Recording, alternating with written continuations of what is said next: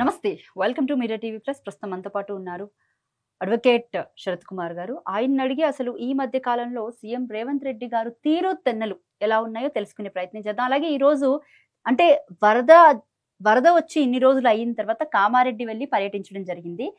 ప్రాణం ఖరీదు అంటే వరదల్లో చనిపోయినటువంటి వారికి ఈ రోజు 5 లక్షల చొప్పున మాత్రమే వాళ్ళ ప్రాణానికి ఖరీదు కట్టడం కూడా జరిగింది. రైట్, ఒకసారి అంటే వీటన్నిటి మీద కూడా మాట్లాడే ప్రయత్నం చేద్దాము. సార్ నమస్తే. సార్ సార్, నేను అక్కడికన్నా వెళ్ళేదానికన్నా ముందు ఫస్ట్ నాకు ఈ రోజు చూసిన న్యూస్ లోని ఇది కొంచెం ఎంత ఆశ్చర్యకరంగా ఉందంటే, తెలుగుదేశం అద్భుతమైన పార్టీ, కొంతమంది కారణంగా తెలంగాణలో ఆ పార్టీ సమస్యలను ఎదుర్కొంటుంది, దానికి ప్రకృతి ప్రతీకారం తీర్చుకుంటుంది, గురుభక్తిని చాటుతూ రేవంత్ వ్యాఖ్య, టీడీపీ కనుమరుగు అవడంపై తీవ్ర ఆవేదన, సీఎం మాటలతో కాంగ్రెస్ లో కలకలం. అయితే ఇందులో అంటే పూర్తిగా చూసినట్లయితే కాంగ్రెస్ ముఖ్యమంత్రి ఉన్న తన మనసు ఇంకా తెలుగుదేశంలోనే ఉందని సీఎం రేవంత్ రెడ్డి మరోసారి నిరూపించుకున్నారు. తెలుగుదేశం పార్టీ అద్భుతమైన పార్టీ అంటూ ప్రశంసలు కురిపించారు. బుధవారం మహబూబ్ నగర్ జిల్లా వేములలో జరిగిన ఓ కార్యక్రమంలో సీఎం రేవంత్ రెడ్డి పాల్గొని మాట్లాడారు. తెలంగాణలో తెలుగుదేశం పార్టీ లేకపోవడం లోటుగా ఉందన్నట్టు వ్యాఖ్యానించారు. తెలుగుదేశం పార్టీ ఇంకా అద్భుతమైన పార్టీ, మిగతావన్నీ మూడో పేజీ కూడా వెళ్దాము. తప్పకుండా ఒక్కసారి సార్, అంటే నాకు ఎంత ఆశ్చర్యకరంగా ఉందంటే ఆ న్యూస్ చూస్తుంటే, అంటే ఒకటేమో ఆయన తన స్వామి భక్తిని ప్రదర్శించుకుంటూనే ఉంటాడు అనమాట ఎప్పుడు కూడా. ఇక తెలుగుదేశం అద్భుతమైన పార్టీ చాలా మందికి అవకాశాలు కల్పించిన పార్టీ, కొంతమంది కుట్రలలో ప్రస్తుతం ఆ పార్టీ తెలంగాణలో ఒక సమస్యను ఎదుర్కొంటుంది. ఎన్ని దుర్మార్గాలు చేసినా మీరు మాత్రం ఎట్లా మనుగడ సాగిస్తారు, ప్రకృతి అనేది ఉంటుంది, ఆ ప్రకృతి శిక్షిస్తుందని వ్యాఖ్యానించారు.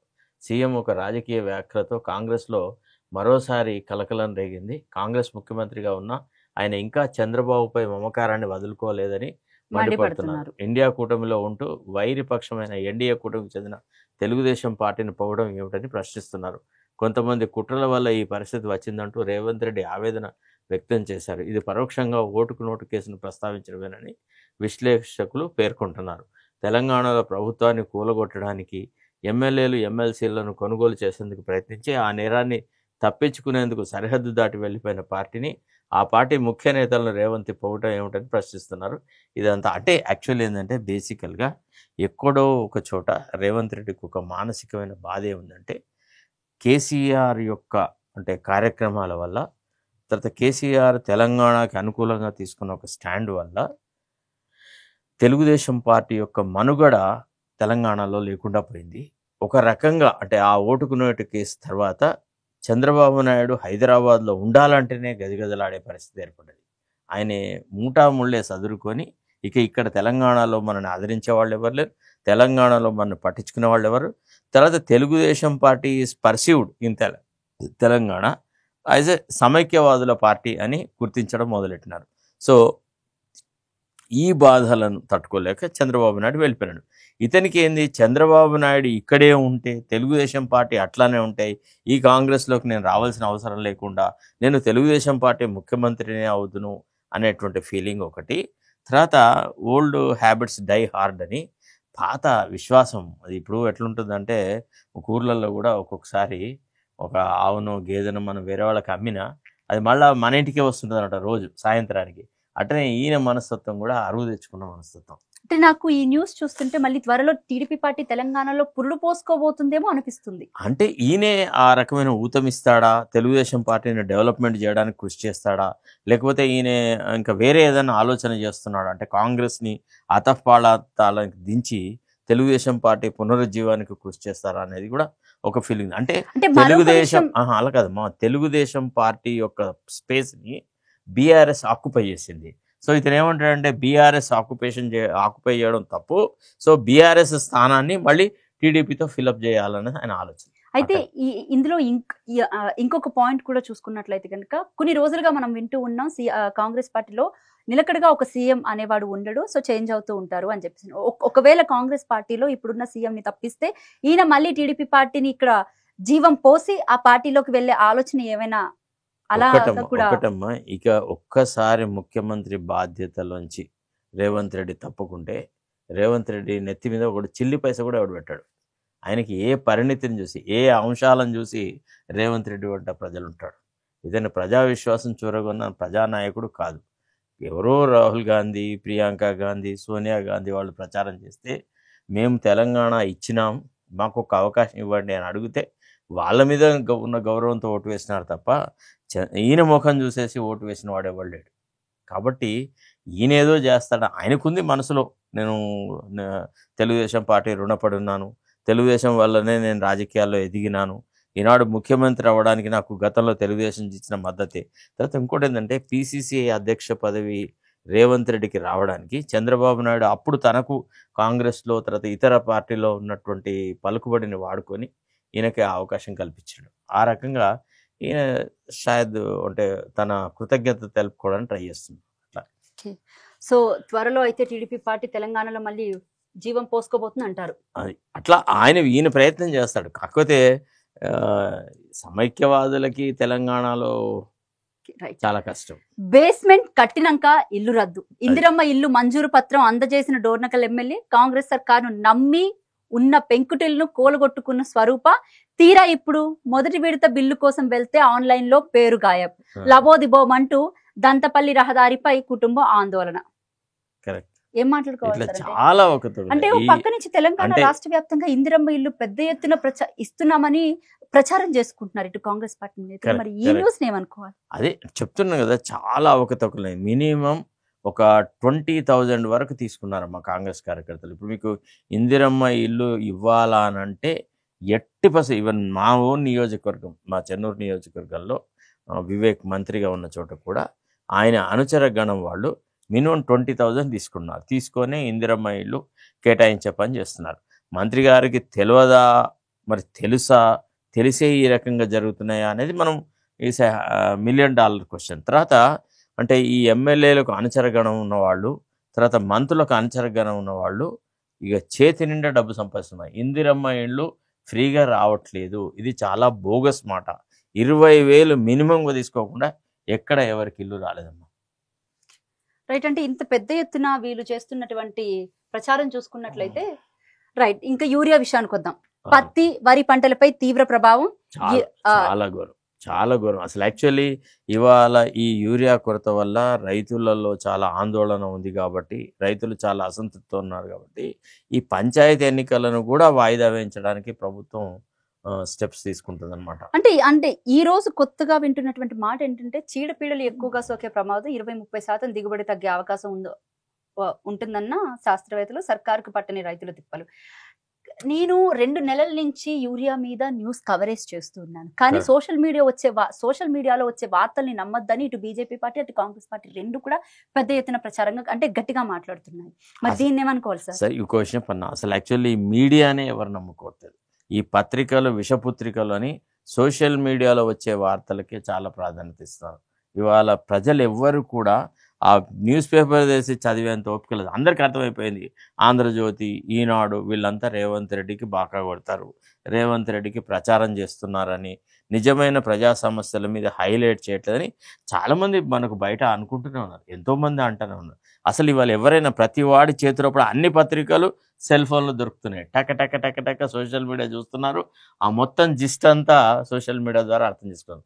కాబట్టి వీటికి ఏం విశ్వసనీయత లేదు, వీళ్ళని ఏం పట్టించుకోవాలి. రైట్. ఒక్కసారి సార్ మీరు రండి. ఇక్కడ స్థానిక ఎన్నికలు 30లోగా కష్టమే, గవర్నర్ రాష్ట్రపతి వద్ద పెండింగ్ బిల్లులోనే బీసీ కోటా బిల్లులు, ఇదే హైకోర్టుకు విన్నవించి గడువు కోరనున్న రేవంత్ సర్కార్ 1-2 రోజుల్లో కోర్టు అనుమతితో స్థానికంపై నిర్ణయం. రాష్ట్ర వ్యాప్తంగా యూరియా కొరతతో రైతుల్లో తీవ్ర వ్యతిరేకత, ఇప్పుడు ఎన్నికలకు వెళ్తే ఓడిపోతామని కాంగ్రెస్ నేతల్లో భయం. ఇది నిజమే అంటారా సార్? ఎస్ అది correct. Actually government is thinking, actually government is preparing to ask for some more time for conduct of elections.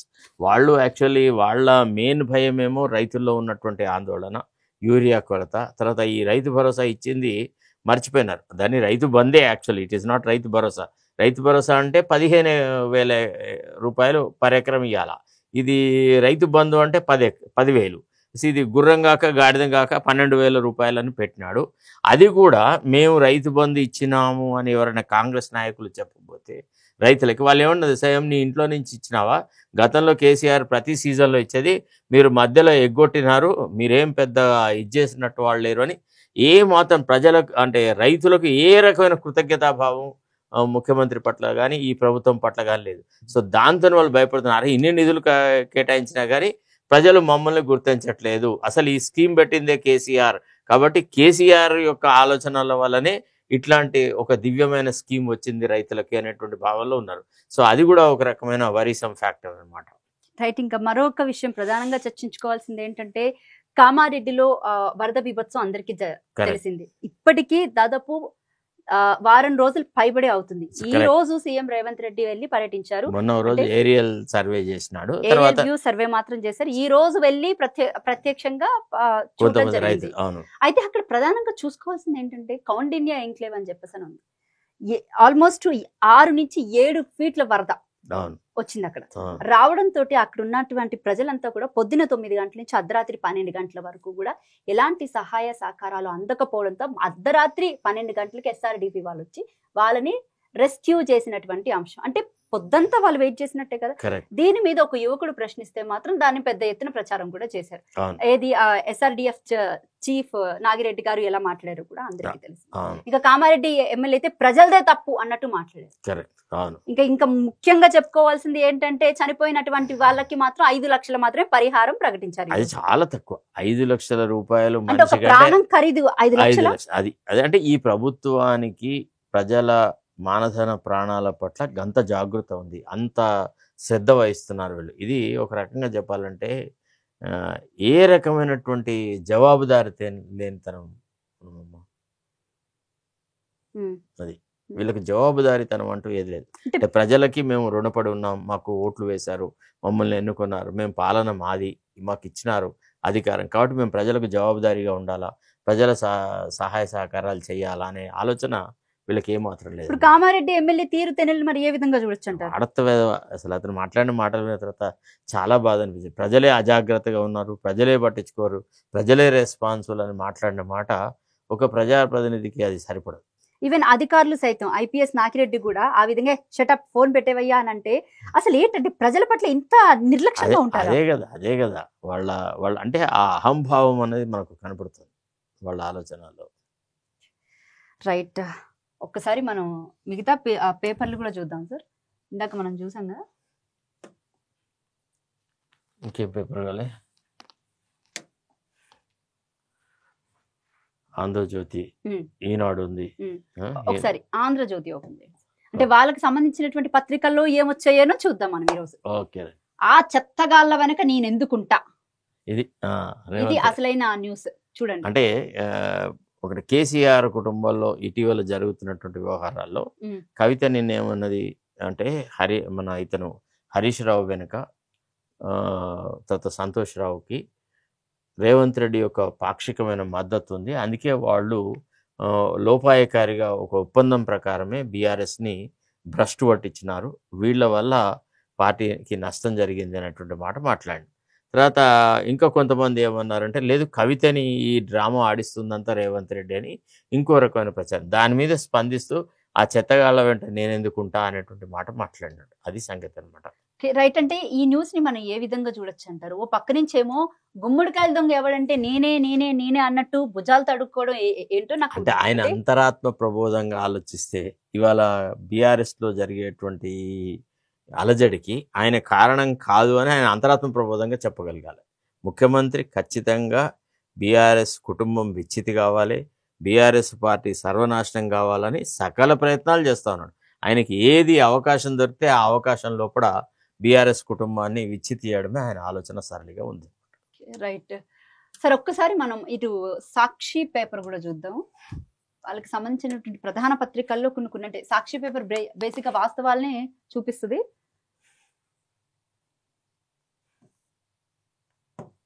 ఇదమ్మా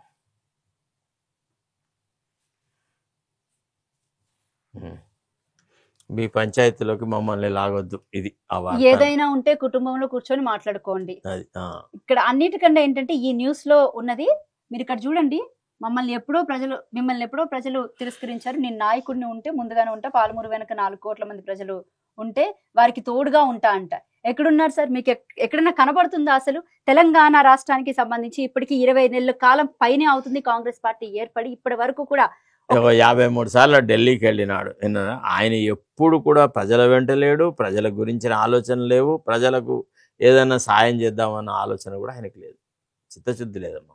ప్రజల పట్ల ఇంత నిర్లక్ష్యంగా ఉంటూ మళ్ళీ మీదికెళ్ళి ప్రతిపక్ష పార్టీ ఆయన కటింగ్ ఇస్తా అంటే ఉంటాడు. ప్రతిపక్ష పార్టీని నటన. దుమ్మెత్తి పేయడంలో తప్పు లేదు, బట్ అంతే. బేసిక్ గా ఇంకా అదే అదే అదే అంటే ఏమనుకోవాలి దీన్ని మనం?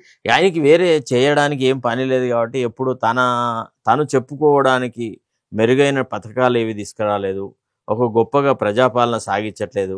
ఆ అసంతృప్తిని ప్రతిపక్షాల మీద ఒక అక్కస్తో మాట్లాడతాను. రైట్. ప్రధానంగా ఇంకొక విషయాన్ని కూడా వద్దాము. కాళేశ్వరం ప్రాజెక్ట్ విషయానికి వస్తే పీసీ ఘోష్ కమిషన్ వేయడం జరిగింది. 650 పేజీలు కాస్త 65 పేజీలకే కుదించి దాన్ని అసెంబ్లీలో ప్రవేశపెట్టి మేము చర్చిస్తాం, దాని తర్వాత చర్యలు తీసుకుంటామని మాట్లాడి, మరి ఈ రోజు సిబిఐకి అప్పగించాల్సినంత అవసరం ఏమొచ్చిందంటారు? ఆయనకి చెప్తున్నాను కదమ్మా, అంత అవుతుందని. ఆయన ఒక మాట అంటాడు, ఒక మాట చేస్తాడు. ఇప్పుడు ఆయనకి ఏమనుకుంటాడంటే, ఫస్ట్ ఆఫ్ ఆల్ ఈ పీసీ ఘోష్ కమిషన్లోనే కేసీఆర్ కుటుంబం మీద ఆయన ఎంతో మన్ను వస్తాడు పీసీ ఘోష్ అని ఎక్స్పెక్ట్ చేసినాడు. ఆయన అట్లాంటిది ఏవి లేకుండా కొన్ని సాంకేతిక కారణాలతోని కొన్ని అంశాలలో కూడా తన అభిప్రాయం వ్యక్తం చేసినాడు. మేడిగడ్డ బదులు తమిళ్ హెట్ ఉంటే బాగుండు, తర్వాత కొన్ని నిర్ణయాలు అప్పటి సీఎం స్వతహా తీసుకున్నాడు, అది ఇదని అన్నాడు. సీఎం స్వతహా తీసుకోవడం అంటే రాష్ట్ర పార్టీ కార్యనిర్వాహకుడే ముఖ్యమంత్రి నిర్ణయమే క్యాబినెట్లో అమలు అవుతుంది. కొన్ని సందర్భాలలో తన మంత్రుల మీద ఉన్న కాన్ఫిడెన్స్తో తాను ఒక నిర్ణయం తీసుకొని మంత్రివర్గానికి రాటిఫికేషన్ కూడా పెట్టేటువంటి అవకాశం ఉంది.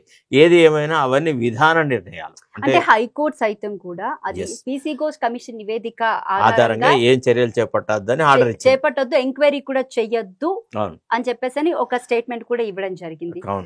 దాని తర్వాత ఏదైతే ఈ అంటే ఎంక్వైరీ అంటే తదుపరి ఎంక్వైరీ మళ్ళీ అంటే హైకోర్టు ఇచ్చే తీర్పు వరకు కూడా కేసీఆర్ ఎలాంటి చర్యలు తీసుకోవద్దని చెప్పేసి హైకోర్టు ఆదేశం ఇచ్చింది. మరి దాని ఎలా చూడొచ్చు అంటే హైకోర్టు సైతం పీసీ ఘోష్ కమిషన్ నమ్మటం లేదని కాదు, అంటే పీసీ ఘోష్ కమిషన్ లోపల ఎవరైతే కేసీఆర్ తర్వాత హరీష్ రావులకి ఒక సరైన అవకాశం ఇవ్వలేదు, తమకు వ్యతిరేకంగా వచ్చిన ఎవిడెన్స్ విషయం లోపల ఎవరైతే తనకు వ్యతిరేకంగా ఎవిడెన్స్ ఇచ్చారో వాళ్ళని క్రాస్ ఎగ్జామినేషన్ అవకాశం ఇవ్వలేదు అనేటువంటి భావనలో వీళ్ళకు ప్రెజుడిస్ జరుగుతుంది. ఒకవేళ కమిషన్ రిపోర్ట్ బేసిస్ మీదనే సిబిఐ ఎంక్వైరీ జరిగితే, సో దీని మీద మొత్తం వాద ప్రతివాదాలు విని పీసీ ఘోష్ కమిషన్ చెల్లుతుందా చెల్లదా అనే విషయం తేల్చిన తర్వాత ఏదైనా చర్యలు తీసుకోండి. ఇది వివాదంలో ఉన్నప్పుడు మీరు ఈ కమిటీ రిపోర్ట్ బేసిస్ మీద కనుక చర్యలు తీసుకుంటే మా దగ్గర రిట్ పిటిషన్స్ ఇన్ఫ్రాక్చర్స్ అయితే అనే ఉద్దేశంతో వాళ్ళు దీని బేసిస్ మీద ఏ చర్యలు తీసుకోవద్దని ఆర్డర్ ఇచ్చారు.